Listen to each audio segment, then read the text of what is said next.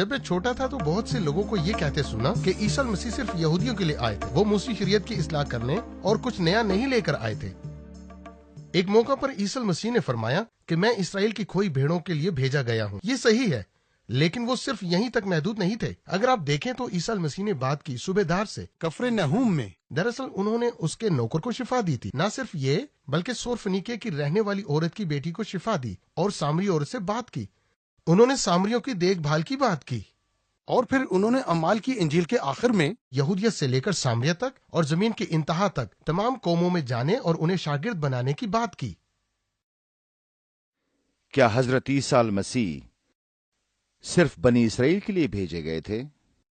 یہ چند لوگوں کی رائے ہے، خاص طور پر تب جب وہ دیکھتے ہیں کہ انجیل شریف میں لکھا ہے کہ میں صرف اسرائیل کی کھوئی ہوئی بھیڑوں کے پاس بھیجا گیا ہوں۔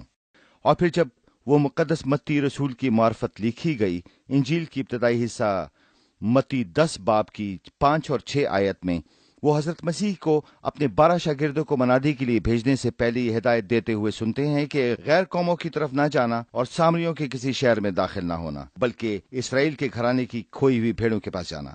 ان بیانات کی روشنی میں کسی نے کہا کہ عیسیٰ علیہ السلام تو اسرائیل کے لیے بھیجے گئے تھے، پھر حضرت عیسیٰ مسیح کو کیوں کہنا پڑا کہ میں صرف اسرائیل کی کھوئی ہوئی بھیڑوں کے پاس بھیجا گیا ہوں؟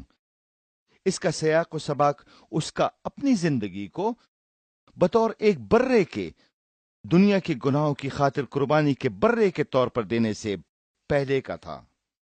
اس وقت سے پہلے بے شک ان کا مقصد حیات اسرائیل کی کھوئی ہوئی بھیڑوں کے لیے تھا۔ جب ایک مرتبہ وہ مقصد حاصل ہو گیا تب ایک نیا لائحہ عمل دیا گیا، اور وہ نیا لائحہ عمل یہ تھا کہ نجات کے اس پیغام کا ساری دنیا میں اعلان کر دیا جائے، کیونکہ پھر اس کے بعد اور پھر اس وقت کے بعد عیسیٰ مسیح نے اپنے شاگردوں سے یہ صاف صاف کہہ دیا کہ دنیا کی ساری قوموں میں جاؤ اور معافی کی اس خوشخبری کا اعلان کرو۔